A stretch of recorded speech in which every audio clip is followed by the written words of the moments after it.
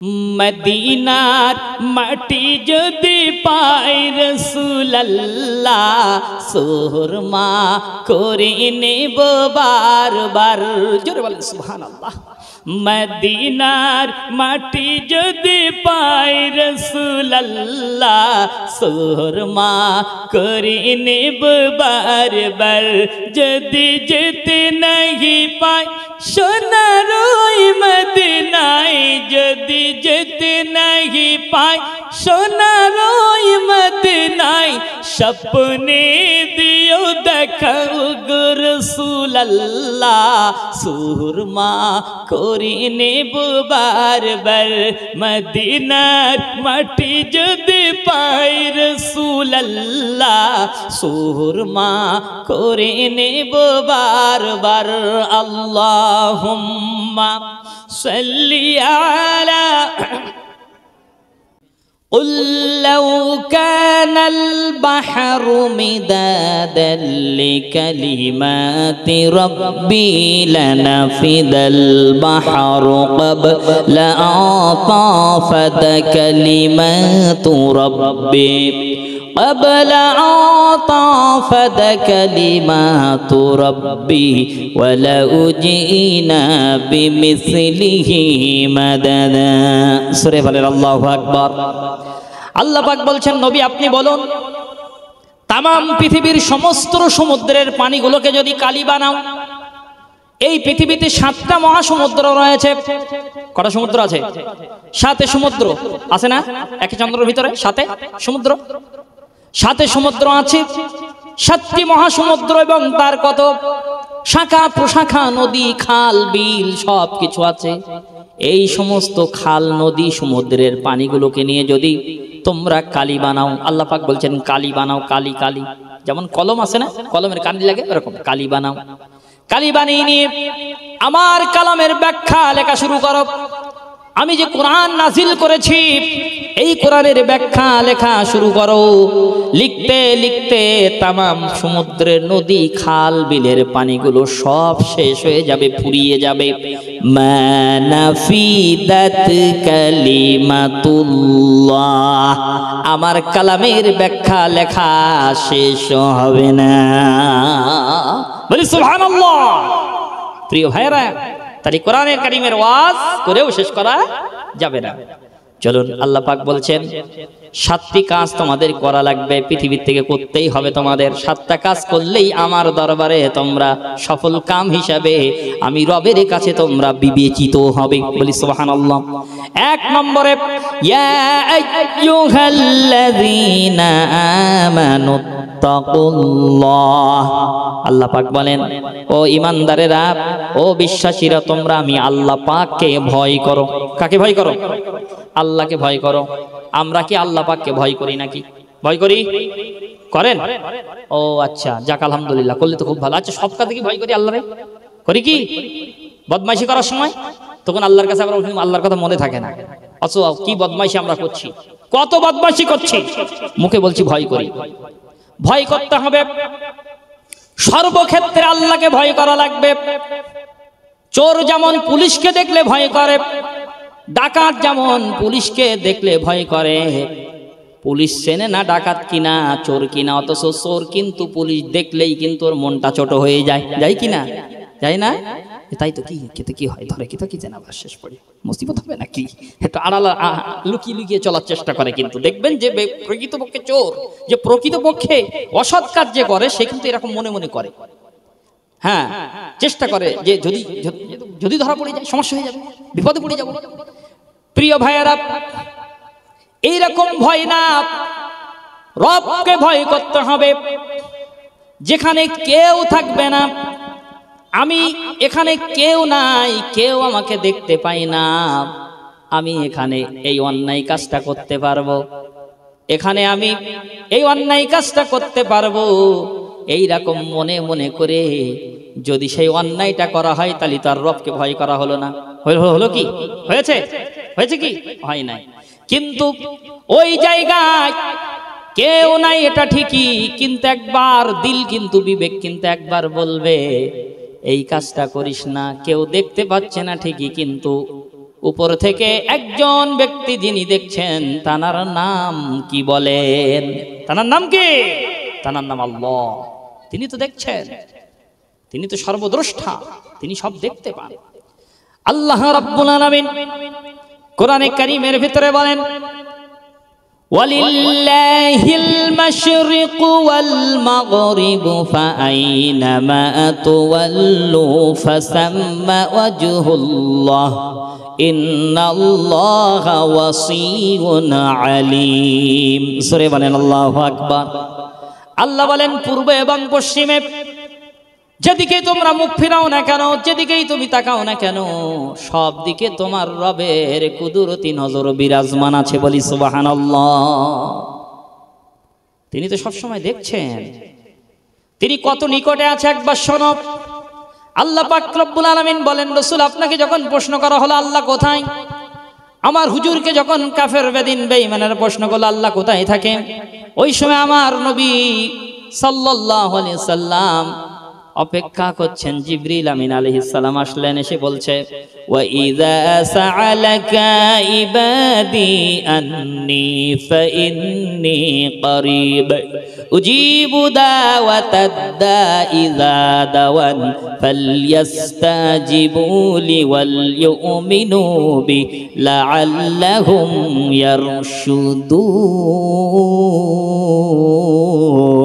ইয়ারশুদুন। বলি আল্লাহু আকবার।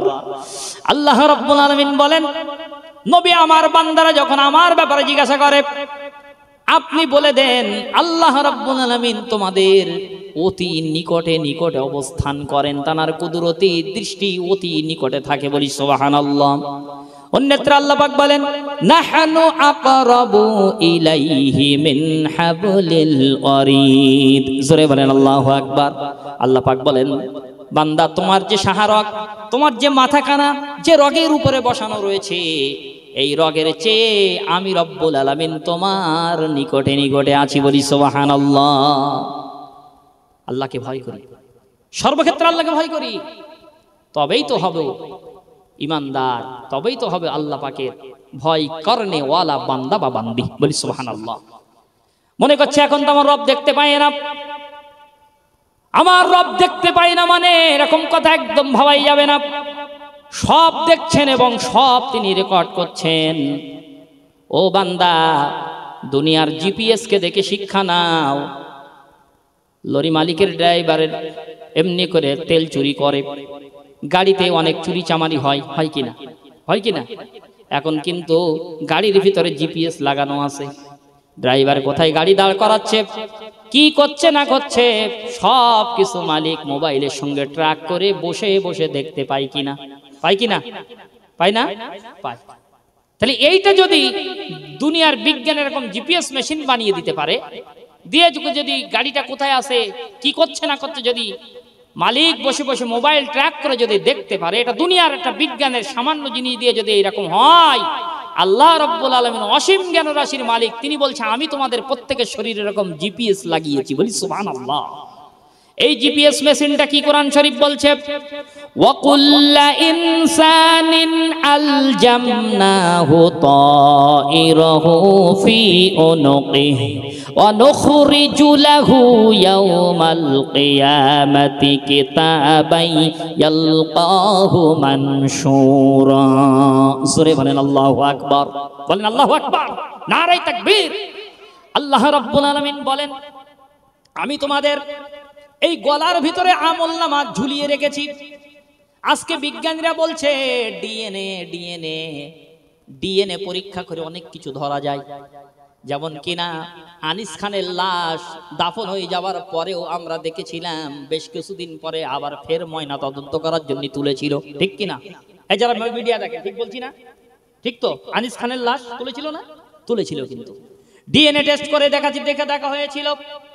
এমনি করে এইরকম মাঝে মধ্যে যখন সমস্যায় পড়ে, সরকার পক্ষ মাঝে মধ্যে বডি তুলে এরকম ভাবে পরীক্ষা করে করে দেখে যে কিভাবে তার মৃত্যুটা হয়েছে। আল্লাহ পাক রব্বুল আলামিন বলেন, এখানে একটা ঘুটলির মতো একটা সিম কার্ড এখানে লাগানো রয়েছে, গলার ভিতরে প্রত্যেকের লাগানো আছে।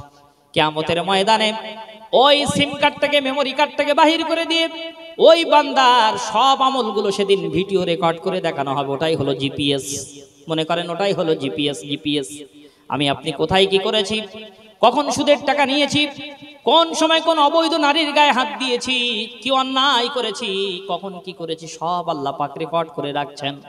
আল্লাহ রাব্বুল আলামিন বলেন, সেদিন বান্দা তোমার সামনে ভিডিও রেকর্ড চালু করা হবে। সেদিন আমি আপনি আর কখনোই অস্বীকার করতে পারবো? জোরে বলেন, পারবো? আরে এই বায়ান এখন এই ভিডিও করা হচ্ছে, কালকে আমার কাছে ফোন করা হবে, হুজুর আপনি কালকে এরকম একটা রং কথা বলে গেছেন। আমি বলবো না ভাই বলিনি। ওরা বলছে হ্যাঁ বলেছেন। যুবকদের সঙ্গে ঝামেলা বেঁধে গেল, লাস্টে বলছে হুজুর এই ভিডিও দেখাচ্ছে আপনি দেখেন। এবার ভিডিও দেখার পরে যদি বলি যে না ভাই আমি বলিনি, এরপরে মারটা কি কম হবে না বেশি হবে? বেশি হবে তো।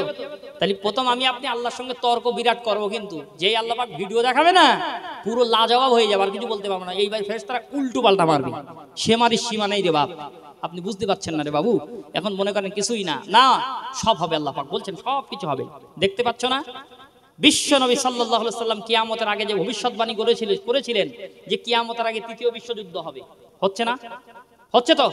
কিয়ামতের আগে মুসলমানদের বেপরা নির্যাতন করা হবে, হচ্ছে না? মুসলমানদের মসজিদগুলো ভেঙে চুরে চুরমার করে দেওয়া হবে, হচ্ছে না? এগুলো সব যখন হচ্ছে, তাহলে আল্লাহ পাক যে কোরআনের ভিতরে যে কথাগুলো বলেছে এগুলো হবে না? হবে না? হবে না? হবে না? অবশ্যই হবে। এজন্যই তৈরি হন, প্রস্তুতি নেন রে বাবু। সময় কিন্তু নেই আমার আপনার, একদম সময় নেই, আর সময় খুবই কম। আসুন বাকি জীবনটাকে আল্লাহকে ভয় করি। কাকে ভয় করব? আল্লাহকে ভয় করব। এজন্য আল্লাহ রাব্বুল আলামিন বলেন, আল্লাহকে সঠিকভাবে কারা ভয় করে শোনো, কারা ভয় করে। আল্লাহ পাক বলেন, ইন্নামা ইয়াখশাল্লাহা মিন ইবাদিহিল উলামা। আল্লাহ পাক বলেন, নিঃসন্দেহে একমাত্র কেবলমাত্র শুধুমাত্র আমাকে ভয় করে যারা নাকি আলেম সম্প্রদায়ের মানুষ। বলি সুবহানাল্লাহ। হাক্কানি আলেম সম্প্রদায়ের মানুষ যারা, তারা আল্লাহকে ভয় করে। বলি সুবহানাল্লাহ। আপনি বলবেন হুজুর আমি তো বেশি গেলাম, আলেম মানে আপনারা ভয় করেন কি? আমি বেশি ভয়টাই করতে পারবো না, আল্লাহই তো বলেছে। আসলে না রে বাবু, আলেম মানে ওই মাদ্রাসায় পড়ে যে আলেম অর্জন করেছে ও আলেমের কথা আল্লাহ বলেনি। যাদের ভিতরে যারা ঈমান এনেছে, ঈমান আনার পরে হারাম হালাল, পাক না পাক, জায়েজ না জায়েজ, এই সমস্ত গুলো যাদের ভিতরে আছে, এরাই প্রকৃতপক্ষে আলেম, এরাই আল্লাহকে সবচেয়ে বেশি ভয় করে। বলি সুবহানাল্লাহ। আপনি মনে করেন কি শুধু এই যারা ওয়াজ নসিহত করে এরা? না না, এনারা না। এর ভিতরে এই আলেমের মধ্যে আপনিও পড়বেন, কেননা আপনি নামাজ পড়া ফরজ, এটা জানেন তো নাকি? উজুর ভিতরে 4টি ফরজ আছে, জানেন না? জানেন তো? এগুলো জানেন তো নাকি? আমরা জানি। রোজা রাখা কি? রোজা রাখা ফরজ। গোসল ফরজ হলে গোসল করতে হয়, হয় কি না? গোসলের ফরজ 3টে, জানি তো নাকি? জানি। তাহলে দেখা গেল কি সুদ খাওয়া কি? সুদ খাওয়া কি? হারাম। কোরআন শরীফ বলছে সুদের টাকা নেওয়া হারাম। আল্লাহ রাব্বুল আলামিন বলেন, ইয়া আইয়ুহাল্লাযীনা আমানুত্তাকুল্লাহা ওয়া যারু মা বাকিয়া মিনার রিবা ইন কুনতুম মুমিনিন। জোরে বলেন আল্লাহু আকবার। আল্লাহ পাক এখানেও বলে, ও ঈমানদারেরা তোমরা আল্লাহকে ভয় করো। আল্লাহকে যদি ভয় করতে পারে বান্দা, কখনো সুদের টাকা নিতে পারবে? জোরে কান, পারবে না। সুদের টাকা কখনোই নিতে পারবে না। এত খারাপ জিনিস। 7টা সুদখোরের নাম লিখে কোন গরুর গায়ে যদি পোকা হয়, অনেক সময় গরুর গায়ে পোকা হয় না বাবু? হয়তো 7টা সুদখোরের নাম লিখে আপনি ওই গরুর গলায় ঝুলিয়ে দেবেন, দেখবেন পোকাগুলো আপন ইচ্ছায় নেমে চলে যাচ্ছে। তার মানে কি? সুদখোর এত খারাপ জিনিস।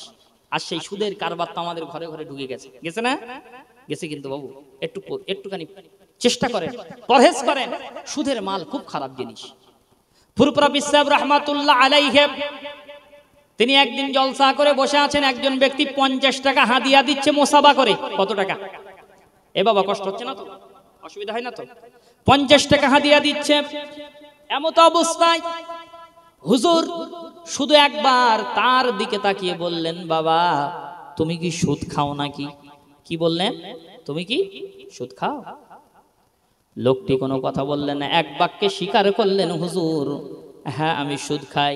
তবে হুজুর আজকে আপনি আমার এই টাকাটা নেন, আমি আর কোনোদিন সুদ খাবো না। হুজুর বলে, না তোমার টাকা আমি কখনোই নেব না। বলি সুবহানাল্লাহ, কখনোই নেব না।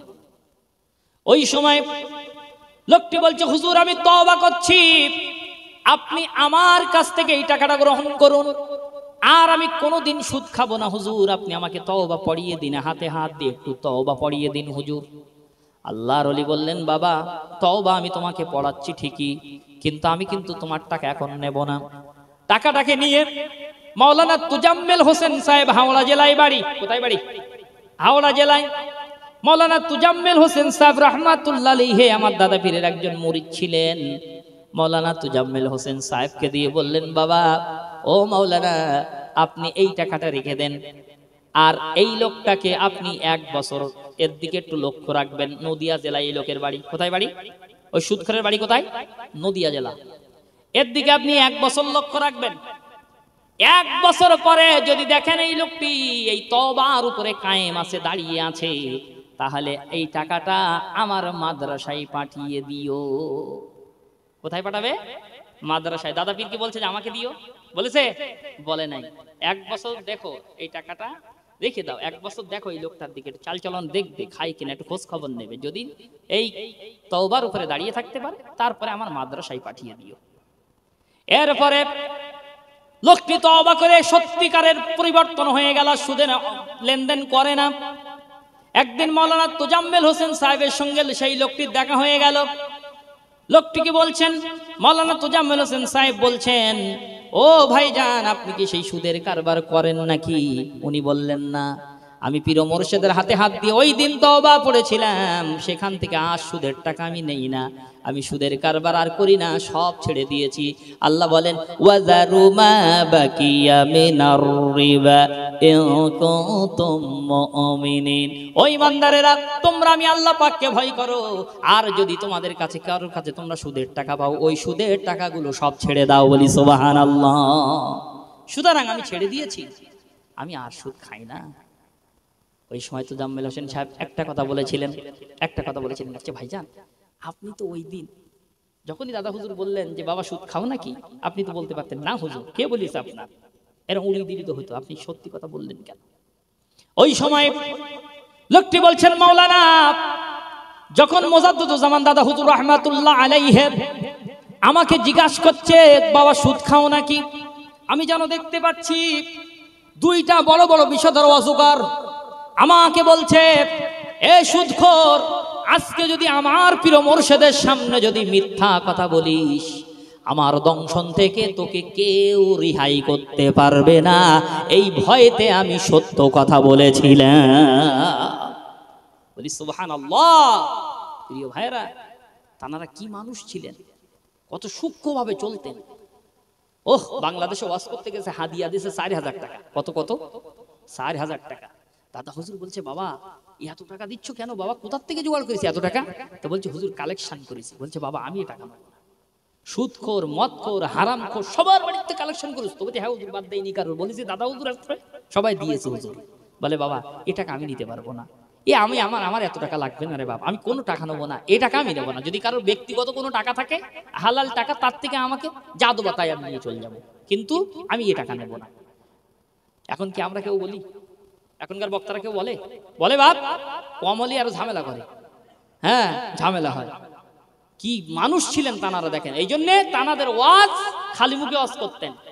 এক একটা বায়ানে লোক থাকতো 30,000 40,000 করে, সামনের লোক যেমন আওয়াজে শুনতে পেত, পিছনের একদম 40,000 নম্বর যে মানুষটি, সে একই আওয়াজে শুনতে পেত। বলি সুবহানাল্লাহ। আর আমরা মাইকি চিৎকার দেও কোনো কাজ হয় না। তানারা কত সূক্ষ্মভাবে চলতেন। বললো যে সবাইকে ফেরত দাও ওই টাকা, আর যেগুলো ফেরত না দিতে পারবে সেগুলো তোমরা কি করবে, অনাহার ক্লিষ্ট ব্যক্তি যারা, তাদের দান করে দিও, তবে সওয়াবের নিয়তে দিও না রে বাপ, সওয়াব হবে না। বলো হুজুর বলছে সওয়াব হবে না, বলো ফেরত দাও, আমার লাগবে না এই টাকা। ব্যক্তিগত যদি কারো কোনো কিছু টাকা থাকে আমাকে দিয়ে দাও।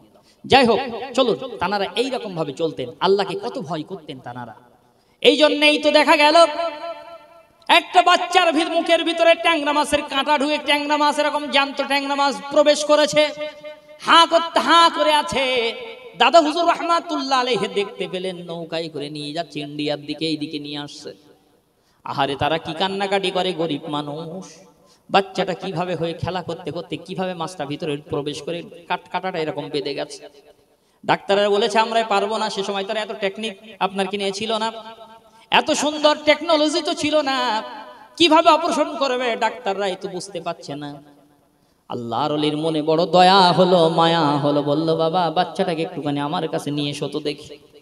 বাচ্চাটাকে নিয়ে আসা হলো।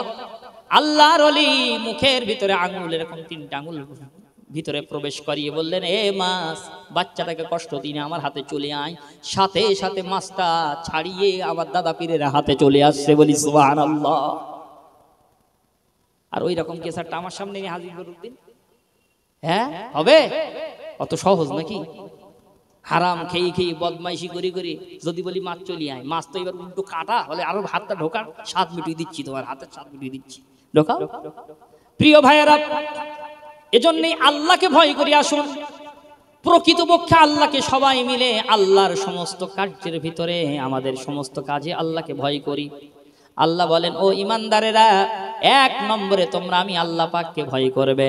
2 নম্বরে কি করবে শোনো, হাক্কা তুকাতিহি ওয়া লা তামুতুন্না ইল্লা ওয়া আনতুম মুসলিমুন।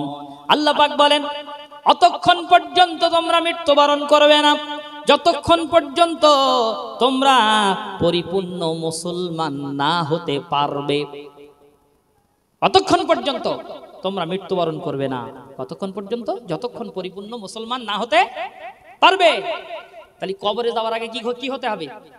মুসলমান হতে হবে। তাহলে ইমানদার, ইমান আনলেই শুধু মুসলমান হওয়া যাবে না, কিন্তু মুসলমান হওয়ার জন্য চেষ্টা করতে হবে। তার জন্য আল্লাহ পাক শর্ত দিয়ে দিয়েছেন। সব সামনে এগিয়ে যাচ্ছি। প্রিয় ভাইরা, মুসলমান হতে হবে। মুসলমান না হয়ে কিন্তু কবরে গেলে কিন্তু অবস্থা খারাপ করে দেবে আল্লাহ পাক। একদম আযাবের ফেরেশতারা এসে গ্রেফতার করে আযাব দিবে কবরের ভিতরে। সে আযাব শেষ হবে না। এজন্যই নবী বলেন, এই কবরের আযাব থেকে তোমরা যদি মাপ পাইতে চাও, তাহলে তোমরা একটা দোয়া বেশি বেশি নামাজের পরে আমল করবে। কি দোয়া? আল্লাহুম্মা ইন্নী আউযু বিকা মিন আযাবিল কবর। পড়েন সবাই, আল্লাহুম্মা ইন্নী আউযু বিকা মিন আযাবিল কবর। আবার পড়েন, আল্লাহুম্মা ইন্নী আউযু বিকা মিন আযাবিল কবর। আবার পড়ি, আল্লাহুম্মা ইন্নী আউযু বিকা মিন আযাবিল কবর। মুখস্থ হবে ইনশাআল্লাহ? পড়বে ইনশাআল্লাহ? তাহলে ওয়াজ মাহফিল দোয়া সার্থক। এ বন্ধু, যুবক বন্ধু, তোমাদের ওয়াজ মাহফিল ইনশাআল্লাহ সার্থক। যদি 4টি লোক, এই মানুষগুলো যদি আমল করে, ইনশাআল্লাহ এটাই তোমাদের নাজাতের ওসিলা হয়ে যাবে, বলি সুবহানাল্লাহ। এই যে আমলটা আমি আপনাদের দিলাম, নামাজের পরে, প্রত্যেক 5 ওয়াক্ত নামাজের পরে 3 বার অথবা 7 বার করে পড়বেন। কতবার করে পড়বেন? 3 বার অথবা 7 বার। আল্লাহুম্মা ইন্নী আউযু বিকা মিন আযাবিল কবর। হে আল্লাহ, তুমি আমার কবরের আযাব থেকে রক্ষা করো। কেন? কবরের আযাব সাংঘাতিক আযাব রে বাপ, এতে কোনো সন্দেহ নাই, কঠিন আযাব হবে কবরের ভিতরে। আল্লাহর নবী বলেন, হুমা জান্নাতু ওয়ান নারুকা। আল্লাহর নবী বলেন যে কবরের ভিতর, কবর এমন একটা ভয়ানক জায়গা, কারোর জন্য জান্নাতের টুকরা হবে, আবার কবর কারোর জন্য জাহান্নামের কুয়া হয়ে যাবে। এজন্যই কবরে যাওয়ার আগে কবরের পাথেও সঞ্চয় করতে হবে আমার আপনার। এই কবরে আযাব রক্ষা পাওয়ার জন্য সূরা আল মুলক শরীফটা প্রতিদিন এশার নামাজ বাদ তেলাওয়াত করতে হবে। অথবা যদি সেটা পারি আলহামদুলিল্লাহ, যদি না পারি তাহলে অন্তত এই দোয়াটা আমাদের পড়তে হবে। ছোট্ট ছোট্ট দোয়া রাসূল শিখিয়েছেন। রাসূল সাহাবীরা যখন আমল নিতে আসতেন, রাসূল কোনো বড় কাজ সাহাবীদেরকে দিতেন না, ছোট্ট ছোট্ট দোয়া হুজুর শিখিয়ে দিতেন। ছোট্ট ছোট্ট দোয়ার বিনিময় সাহাবায়ে কেরামরা লক্ষ লক্ষ নেকি উপার্জন করে ফেলতেন, বলি সুবহানাল্লাহ। হুজুর এখন হাতে কলমে শিখিয়ে দিতেন, একটা একটা কথা 3 বার 4 বার করে হুজুর ছাড়িয়ে ছাড়িয়ে বলে দিতেন। এই যেমন আপনাদেরকে এক্ষুনি বলে দিলাম। কষ্ট পেয়েছেন তো নাকি? কষ্ট পেয়েছেন? এরকম ভাবে পরিষ্কার করে রাসূল বলতেন। প্রিয় ভাইয়েরা, সাহাবীদেরকে 3 বার করেও বলতেন। একদিন শীতের সময় একটা সৃষ্টি গাছ জাতীয় গাছ ধরে রাসূল চাদর গায়ে দিয়ে হুজরা থেকে বেরিয়ে আবু হুরায়রা রাদিয়াল্লাহু তাআলা আনহু পাশে দাঁড়িয়ে আছে। গাছটা ধরে এরকম ভাবে নাড়া দিচ্ছে, নাড়া দিয়েছে। আচ্ছা বলেন, এমনি করে যখন ওই শীতকাল আসে তখন গাছের পাতাগুলো পড়ে যায় না? কিছু গাছ আছে না পড়ে যায়? পড়ে যায়। সমস্ত গাছের পাতাগুলো ঝরে পড়ে গেল। ওই সময় আবু হুরায়রা রাদিয়াল্লাহু তাআলা আনহুকে রাসূল বললেন, আবু হুরায়রা বুঝতে পারলে? বলে, হুজুর কি বুঝবো? আপনি গাছ ধরে নাড়া দিলেন, পাতাগুলো পড়ে গেল, এটাই বুঝলাম, আবার কি? হুজুর বললেন, শোনো, কোন আল্লাহর বান্দা, নামাজি বান্দা যদি কোনো গুনাহ করে ফেলে, যখনই লোকটি ওযু করে, ওযু করার যে পানির ফোঁটাগুলো পড়ে, এই পানির ফোঁটাগুলো পড়ার বিনিময়ে যেমন এই গাছটার পাতাগুলো সব ঝরে গেল, একটাও পাতা থাকে না, যখনই লোকটা নামাজের নিয়ত করে উযু করতে যায়, অনুরূপভাবে তার সমস্ত সগীরা গুনাহগুলো সব পাতা ঝরার মতো ঝরে যায়। বলি সুবহানাল্লাহ। রাসূল এরকম হাতে কলমে দেখাতেন। একদিন রাসূল কি করলেন, একটা ওই চার কোণা একটা ওই রেখা দিয়ে একটা এরকম একটা ঘর কাটলেন মাটির উপরে। কিসের উপরে বাবু? মাটির উপরে এরকম এরকম চার কোণা একটা ঘর কেটে দিলেন, এরকম ভাবে সুন্দর করে একটা ঘর কেটে এবার এরকম কিছু দাগ দিলেন, এরকম কিছু দাগ দিলেন, কিছু দাগ এরকম এর ভিতরে ভিতরে দিলেন, ছোট ছোট করে দাগ দিলেন। দাগ দিয়ে এবার হুজুর একটা লম্বা দাগ একদম পুরো ঘর পার করে দিলেন।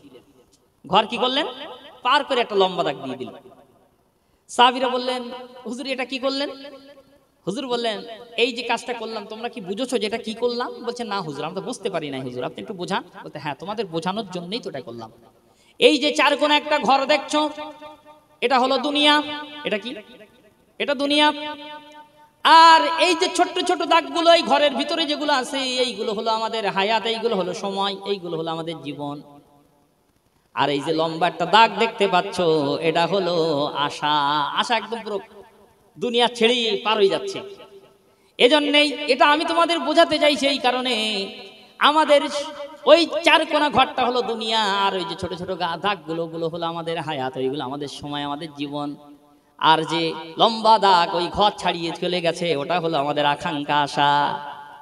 কিন্তু সময় চলে যাচ্ছে, কিন্তু আমাদের আশা কিন্তু ফুরায় না। এমন একটা সময় এসে যাবে, ওই চার কোণা ঘরের ভিতরে এসেই আজরাইল এসে দাঁড়িয়ে যাবে, অথচ লম্বা দাগ রয়েছে, আশা কিন্তু শেষ হবে না। এই জন্য আকাঙ্ক্ষা বেশি করা ঠিক না। রাসূল এটাই বোঝাতে চাইছে, এই সামান্য দুনিয়ায় আশা বেশি আশা করা ঠিক না। এটা আমার রাসূল হাতে কলমে সাহাবীদেরকে বুঝিয়ে দিয়েছেন। বলি সুবহানাল্লাহ। প্র্যাকটিক্যালে হুজুর এরকম ভাবে বুঝিয়ে দিতেন, উদাহরণ দিয়ে দিয়ে, এক্সাম্পল দিয়ে দিয়ে বুঝিয়ে দিতেন। একটু দরুদ শরীফ, আল্লাহুম্মা সাল্লি আলা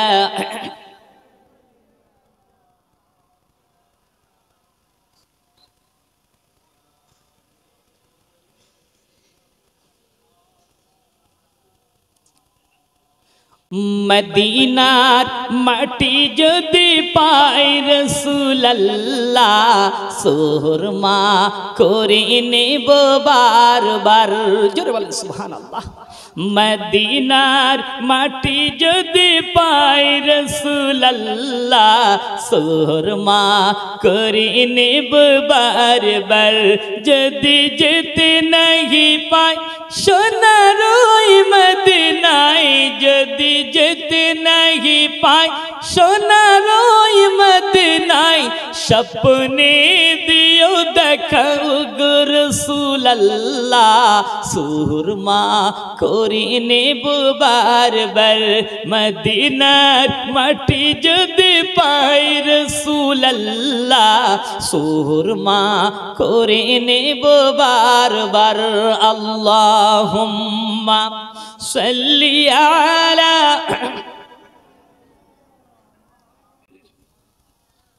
পানির গ্লাসটা দেবেন।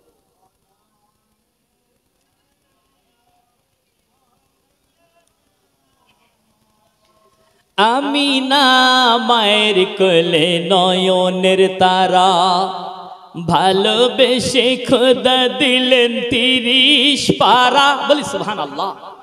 আমিনা মায়ের কোলে নয়নের তারা, ভালোবেসে দিলেন খোদা 30 পারা।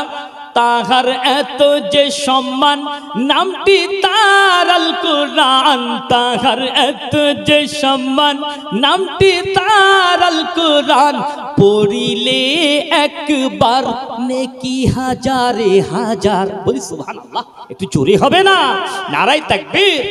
তাহার এত যে সম্মান, নামটি তার আল কুরআন। তাহার এত যে সম্মান, নামটি তার আল কুরআন। পড়িলে একবার নেকি হাজারে হাজার। সুরমা করে নেব বারবার, মদিনা মাটি যদি পাই রাসূলুল্লাহ। সুরমা করে নেব বারবার, যদি যেতে নাহি পাই সোনার ওই মদিনায়। যদি যেতে নাহি পাই সোনার ওই মদিনায়। স্বপ্নে দিও দেখা ওগো রাসূলুল্লাহ। সুরমা করে নেব বারবার। আল্লাহুম্মা সাল্লি আলা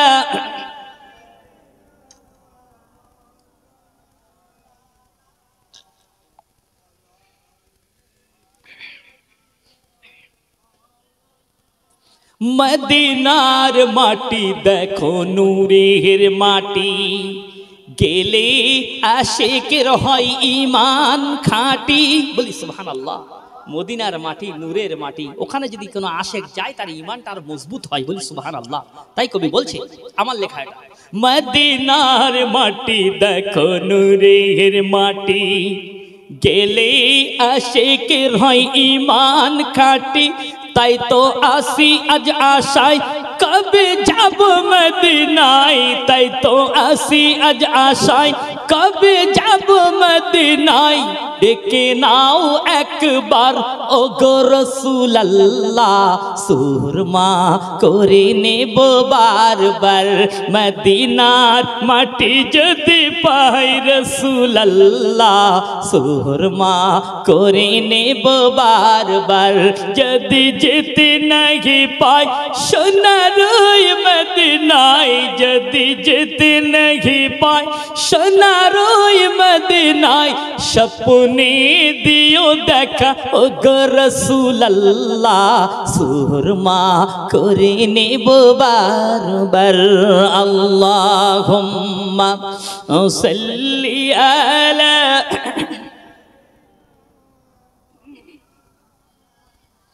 وعلى آله سيدنا।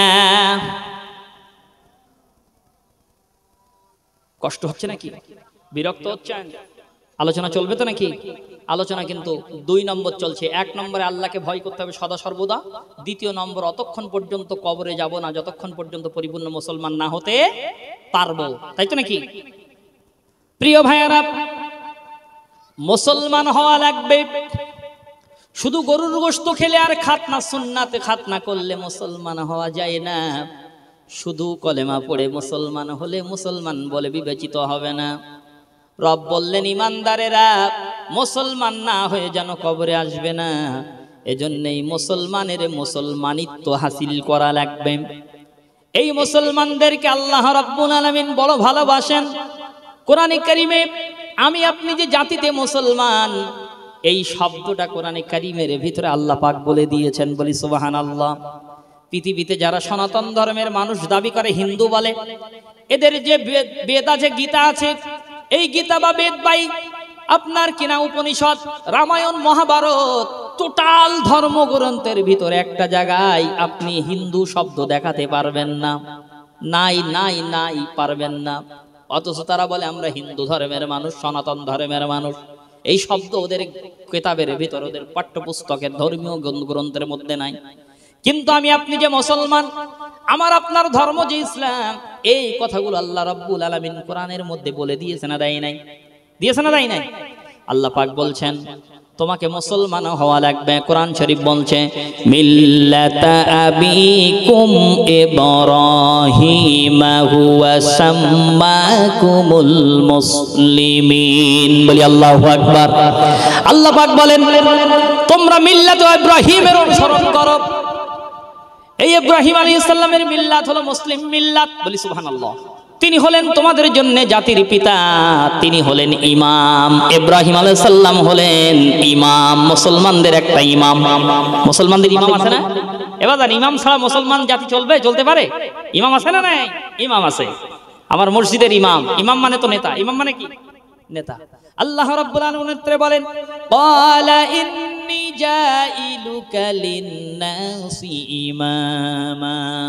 আল্লাহ বলেন আমি মানুষদের ভিতরে নবী ইব্রাহিম আলাইহিস সালামকে ইমাম বানিয়ে দিলাম। বলি সুবহানাল্লাহ, নেতা বানিয়ে দিলাম। এজন্যই আমাকে আপনাকে মুসলমান হওয়া লাগবে। মুসলমানের মুসলমানিত্ব আমার আপনার হাসিল করতে হবে। এই মুসলমান হতে গেলে আমার আপনার রাসূল যেভাবে জীবনযাপন করতে বলেছেন সেইভাবেই জীবনযাপন করলে পরে মুসলমান হতে পারবো। বলি সুবহানাল্লাহ। এবার রাসূল যেভাবে বলেছেন কোরআনে সেইগুলো নির্দেশ দেয়া আছে। কোরআনকে মানতে হবে, সুন্নাতে নববীকে অনুসরণ করা লাগবে। এই অনুসরণ যদি করতে পারি তাহলেই তো আমি আপনি মুসলমান হব। বলি সুবহানাল্লাহ।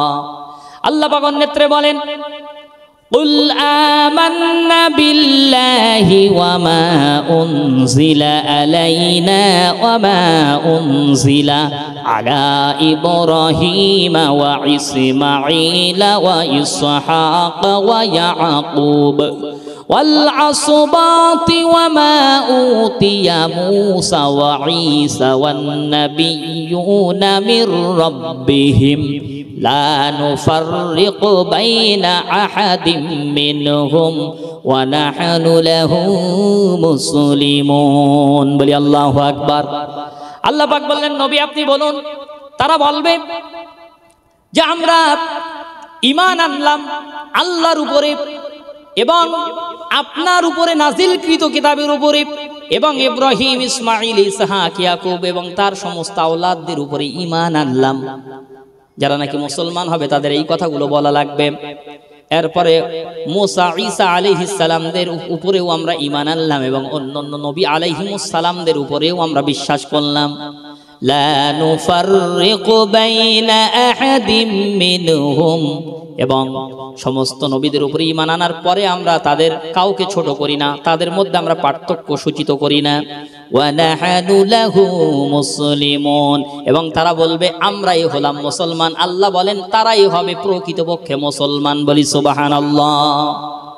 এখন ইব্রাহিম, ইসমাইল, মুসা, ঈসা আলাইহিমুস সালাম এনাদেরকে আমরা মানে বিশ্বাস করি কিনা? বিশ্বাস করি তো নাকি বাবু? এনারা সমস্ত আল্লাহর নবী ছিলেন, কিন্তু সবাইকে বিশ্বাস করি, কিন্তু অনুসরণ করি কোন নবীর? আমার আপনার নবী হযরত মুহাম্মদ সাল্লাল্লাহু আলাইহি ওয়াসাল্লামের অনুসরণ করা লাগবে। এজন্য আল্লাহ রাব্বুল আলামিন বলেন এই মুসলমান হতে গেলে তোমাদেরকে ফলো করতে হবে তোমাদের রাসূলকে। কুল ইন কুনতুম তুহিব্বুনাল্লাহা ফাত্তাবিউনি ইউহিব্বুকুমুল্লাহ ওয়া ইয়াগফির লাকুম যুনুবাকুম আল্লাহু গফুরুর রহিম। বলি আল্লাহু আকবার। আল্লাহ রাব্বুল আলামিন বলেন নবী আপনি বলুন, তারা যদি আমি আল্লাহ পাককে পেতে চাই, আমি আল্লাহকে যদি তারা মহাব্বত করতে চায়, তাহলে তারা যেন আপনাকে ভালোবেসে আপনাকে অনুসরণ করে। বলি সুবহানাল্লাহ। শুধু অনুসরণ করলে হবে না, ভালোবেসে অনুসরণ করা লাগবে। কাকে? রাসূলকে। কাকে? রাসূলকে। শুধু অনুসরণ তো ইহুদি নাসারারাও তো করেছিল। সেই রাসূলের লাশ চুরি করতে গিয়েছিল, মনে আছে আপনাদের ঘটনা? জানেন তো নাকি? লাশ যারা চুরি করতেছিল ওদের মাথায় টুপি ছিল না? ছিল তো? গায়ে জুব্বা ছিল না? গায়ে জুব্বা ছিল, কিন্তু মাথায় পাগড়ি, টুপি, মুখে দাড়ি। হজ করেছে, হজ করে মদিনা শরীফে গিয়ে টাকা পয়সা দান ধ্যান করছে, আর গোপনে গোপনে রাতের বেলা জান্নাতুল বাকি থেকে সুড়ঙ্গ করে খুঁড়িয়ে চলে যাচ্ছে। বাদশা নুরউদ্দিন জঙ্গি এসে সেই রাসূল যখন তাকে স্বপ্ন দেখিয়েছেন পরস্পর 3 রাত, যে এই দুটো লোক আমাকে কষ্ট দিচ্ছে, আপনারা তো সব জানেন ইতিহাস, আমি আর লম্বা করছি না যেহেতু সময় কম, আমাকে 7টা শেষ করতে হবে, মাত্র 2 নম্বর আলোচনা চলছে, এখনো তো আপনার কটা বাকি আছে? তাই 5টা না? 5টা বাকি আছে। এইবার বাদশা নুরউদ্দিন জঙ্গি তাদের ধরলো, ধরে ফেলে দেখলো পুরো মাথায় পাগড়ি, গায়ে লম্বা জামা, মুখে দাড়ি, অথচ তাদের অন্তরে কি রাসূলের ভালোবাসা ছিল? জোরে বলেন ছিল? ছিল না। ছিল না বলেই তো তারা সুন্নাতের পায়রাবি করছে, অথচ রাসূলের লাশখানা চুরি করে নিয়ে যাওয়ার চিন্তা ভাবনা করছে। এজন্যই ভালোবেসে রাসূলকে মহব্বত করে অনুসরণ করতে হবে। রসুলকে মহাব্বত যখন দিলের মধ্যে থাকবে, অটোমেটিক আপনার অনুসরণ চলে আসবে। যখনই আপনি জামাটা গায়ে দিবেন, অটোমেটিক ডান হাতখানা আগে দিবেন আর মনে মনে ভাববেন আমার রসুল ডান সাইড আগে পড়তে বলেছেন।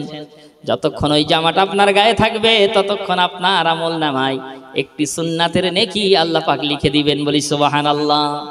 জুতো পরিধান করবেন, আগে ডান পা দিবেন, শুধু মনে মনে একটু ভাববেন আমার রসুল আগে ডান পা দিয়ে শুরু করতেন, আমিও ডান পা দিলাম। এই জুতোটা যতক্ষণ আপনার পায়ে থাকবে ততক্ষণ পর্যন্ত আল্লাহর ফেরেশতারা সুন্নাতের আমলের নেকি আপনার আমল নামায় লিখতে থাকবে। বলি সুবহানাল্লাহ। প্রিয় ভাইয়ারা, এজন্যই এবার এই কথা বলো কেন, একটু একটু চুপ করেন, একটু কথা বলেন না। একটুখানি কষ্ট হচ্ছে নাকি আপনাদের? কষ্ট হয়? যদি কষ্ট হয় তাহলে ছেড়ে দিতে হবে। আপনারা কি শুনবেন না কোরআন আলোচনা? তো কোরআন আলোচনা শুনবেন না? এই মানা, তোমরা কথা বলো কেন? আল্লাহ পাক নিষেধ করছেন। আল্লাহ রাব্বুল আলামিন বলেন, ওয়া ইযা কুরিয়াল কুরআনু ফাসতামিউ লাহু ওয়া আনসিতু লাআল্লাকুম তুরহামুন। বলি আল্লাহু আকবার। আল্লাহ পাক বলেন, যেখানে কোরআন তেলাওয়াত করা হবে, কোরআনের অনুষ্ঠান যেখানে করা হবে, ফাসতামিউ লাহু, আল্লাহ পাকের কথাগুলো মনোযোগ দিয়ে শুনবে। কি দিয়ে শুনবে? মনোযোগ দিয়ে। ওয়ানসিতু, সেখানে তোমরা ডিস্টার্ব করবে না, গপ্প করবে না, কথা বলবে না। আল্লাহ নিষেধ করেছেন। কে নিষেধ করেছেন? আল্লাহ পাক নিষেধ করেছেন। খবরদার ডিস্টার্ব করবে না, কথা বলবে না।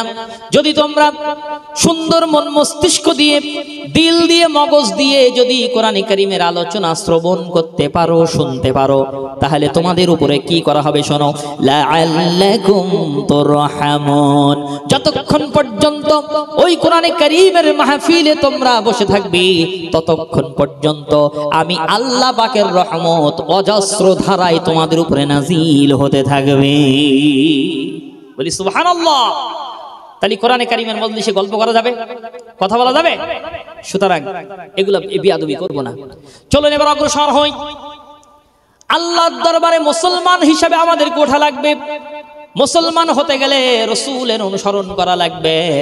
রসুল যেভাবে বলেছেন সেইভাবেই আমাকে আপনাকে জীবন যাপন করা লাগবে। কোরআন শরীফ বলছে, মা আতাকুমুর রাসূলু ফাখুযুহু ওয়া মা নাহাকুম আনহু ফান্তাহু। বলি আল্লাহু আকবার। আল্লাহ পাক বলেন, তোমাদের রসুল যেটা তোমাদের জন্য দেন সেটা তোমরা দুহাতে গ্রহণ করো, আর যেটা নিষেধ করেন সেটা তোমরা বর্জন করো, ফেলে দাও, ফেলে দাও, ওটা বাদ দিয়ে দাও। যেটা দেন সেটা সদরে আদরে গ্রহণ করে নাও। প্রিয় ভাইয়েরা, তাহলে মুসলমান আমাদেরকে হত হওয়া লাগবে, নচেত কবরে গেলে কিন্তু আমাদের কিন্তু অবস্থা খারাপ আল্লাহ পাক করে দিবেন, ফেরেশতাদের দিয়ে আযাব দিবেন কবরে। এরপরে 3 নম্বরে আল্লাহ পাক বলছেন, 3 নম্বরে তোমাদের কি করা লাগবে শোনো, ওয়া'তাসিমু বিহাবলিল্লাহি জামিআন ওয়া লা তাফাররাকু। আল্লাহ পাক বলছেন 3 নম্বরে তোমাদের যে কাজ হবে সেটা হলো তোমাদের রবের, তোমার রবের রজ্জুকে, তোমার রবের কোরআনকে, তোমার রবের দ্বীনকে সবাই সম্মিলিতভাবে একত্রিত হয়ে তোমরা ধরে থাকবে। আল্লাহর রজ্জু এই কোরআন, আল্লাহর রজ্জু নবী মুহাম্মদ সাল্লাল্লাহু আলাইহি সাল্লামের অনুসরণ। আল্লাহ পাক যেন আকাশ থেকে একটি রশি নামিয়ে দিয়ে বলছেন, অপর মাথাটা আল্লাহ পাক কুদরতি হাত দিয়ে ধরে রেখেছেন, আর একটা মাথা আমাদের সমস্ত মুসলিম সম্প্রদায়কে আঁকড়ে ধরে বলতেছেন যে আঁকড়ে ধরো, আঁকড়ে ধরো, আমি আমার কুদরতি হাত দিয়ে রশি ধরে টান দেব, তোমাদেরকে সবাই এই রশি বরাবর তোমরা জান্নাতে চলে আসবে। এজন্যই মজবুত করে ধরতে হবে আল্লাহর রাজ্যকে, সে একসঙ্গে ধরতে হবে।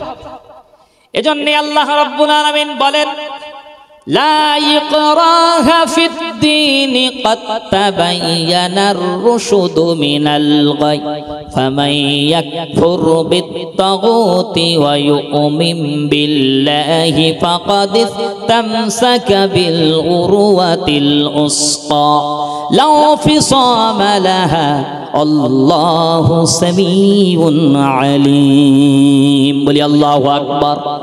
আল্লাহ রাব্বুল আলামিন বলেন, ধর্মের ভিতরে কোনো বাড়াবাড়ি করবে না, খবরদার ধর্মের ভিতরে কোনো জোর জবরদস্তি করবে না। ধর্মের ভিতরে কোনো বাড়াবাড়ি করা যাবে না। জোর জবরদস্তি করে আপনি মুসলমান ধর্মের ভিতরে দীক্ষিত করাবেন, তাদেরকে টেনে নিয়ে আসবেন, হবে না। যে যা ধর্মে সে তাই করুক, জোর করা যাবে না। এমনকি কিতাবের মধ্যে রাসূল বলেছেন, যদি কোনো অমুসলিম জিহাদের ময়দানে যুদ্ধ করতে করতে তোমার কাছে দ্বীন শিখতে আসে, ইসলাম ধর্ম সম্পর্কে জানতে আসে, তুমি তাকে বোঝাও। বোঝানোর পরে যদি তোমার হাতে হাত দিয়ে কলেমা পড়ে নাই, মেনে নেয়, আলহামদুলিল্লাহ, ভালো কথা। যদি না মানে, সে যদি ফিরে চলে যায়, ওই পথি মধ্যে তুমি তাকে আঘাত করতে পারবে না। দেখেন আমার রাসূলের কত আদর্শ, বলেন সুবহানাল্লাহ। এরকম পৃথিবীর কোন নেতা এরকম কথা বলে নাই যে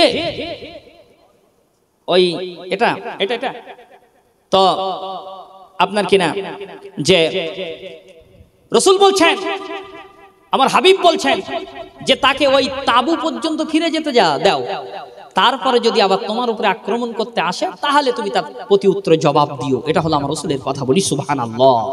তাহলে ধর্মের ব্যাপারে জোর জবরদস্তি করা যাবে না, যে যা যে ধর্মের উপরে আছে থাক, আমি আমার ধর্মের উপরে থাকবো। প্রিয় উপস্থিতি, এরপরে আল্লাহ বলেন, ফামান ইয়াকফুর বিত-তাগুতি ওয়া ইউমিন বিল্লাহি ফাকাদ ইসতামসাকা বিল উরওয়াতিল উসকা। যারা নাকি তোমার রবের উপরে ঈমান এনেছে, তাগুতকে বাদ দিয়ে, পৃথিবীর মানব রচিত সমস্ত ধর্মগুলোকে বাদ দিয়ে যারা আল্লাহ পাকের উপরে ঈমান এনেছে, এক আল্লাহর উপরে বিশ্বাস করেছে, এরা যেন এমন একটা শক্ত রশিকে অবলম্বন করে ধরেছে যে রশি কখনো ছিঁড়ে যাবে না। বলি সুবহানাল্লাহ। আল্লাহ বলেন এই রশি কখনো ছিঁড়ে যাবে না। এই রশিটা হলো জান্নাতের রশি, এই রাস্তা হলো সিরাতাল মুস্তাকিমের রাস্তা। বলি সুবহানাল্লাহ। এই রাস্তা হলো জান্নাতের রাস্তা। আল্লাহ পাক অন্যত্রের জন্যই বলেছেন, ওয়া আনিবুদুনি হাযা সিরাতুম মুস্তাকিম। বলি আল্লাহু আকবার। আল্লাহ পাক বলেন, আমার ইবাদত করো, আমার ইবাদতের মধ্যেই আছে তোমাদের জন্য সহজ জান্নাতের রাস্তা। বলি সুবহানাল্লাহ। এরপরে আল্লাহ পাক রব্বুল আলামিন অন্যত্র আরো বলেছেন, আলাম আহাদ ইলাইকুম ইয়া বানি আদম আল্লা তা'বুদুশ শাইতান ইন্নাহু লাকুম আদুউম মুবিন। বলি আল্লাহু আকবার। আল্লাহ পাক বলেন, ও বনি আদম, ও আদমের সন্তান, আমি কি তোমাদের বলিনি যে তোমরা শয়তানের অনুসরণ করো না? খবরদার, তোমরা যেন শয়তানের অনুসরণ করবে না। শয়তানের অনুসরণ করলে কিন্তু তোমরা মুমিন মুসলমান হতে পারবে না। আল্লাহ বলেন, নিঃসন্দেহে তোমাদের প্রকাশ্য শত্রু হলো শয়তান। সুতরাং যে ব্যক্তি মুসলমান হবে সে কখনো শয়তানের অনুসরণ করতে পারবে না, কখনো না।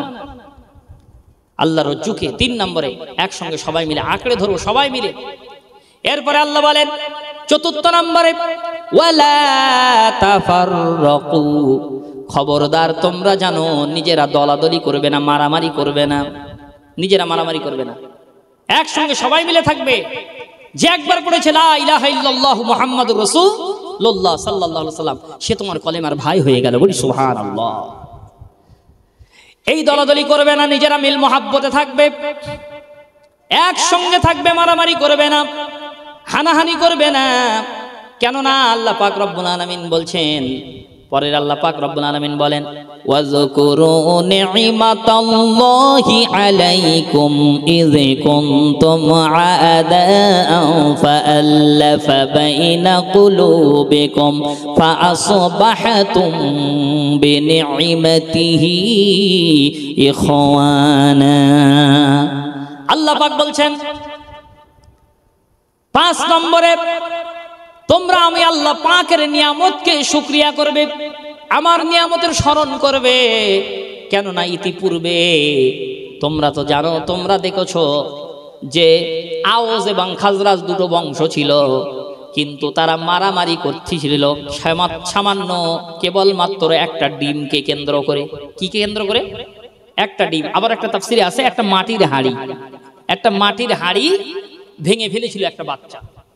তাই নিয়ে কেন্দ্র করে মারামারি করতে করতে করতে করতে কয়েক বছর মারামারি হচ্ছে, শুধু একটা হাঁড়ি ভেঙেছে। তাই কেন হাঁড়ি ভেঙে? হাঁড়িটা ভাঙছে কেন? এই হাঁড়িটা ভাঙার কি জন্য হাঁড়িটা ভেঙেছে, এই কারণ নিয়ে মারামারি করতে করতে হাজার হাজার জীবন চলে যাচ্ছে। আল্লাহ পাক বলেন, আমি রব্বুল আলামিন সেই মীমাংসা আমার তরফ থেকে করে দিলাম। যারা ছিল তোমাদের একে অপরের শত্রু, আদাআন, একে অপরের শত্রু ছিল, তাদেরকে আমি রব্বুল আলামিন মিলিয়ে দিয়ে একে অপরের ভাই ভাইয়ে মহাব্বত পয়দা করে দিলাম। বলি সুবহানাল্লাহ। আল্লাহ পাক হাবিবকে দিয়ে, হুজুরকে দিয়ে সেই সমস্যা মিটিয়ে দিয়েছিলেন। বলি সুবহানাল্লাহ।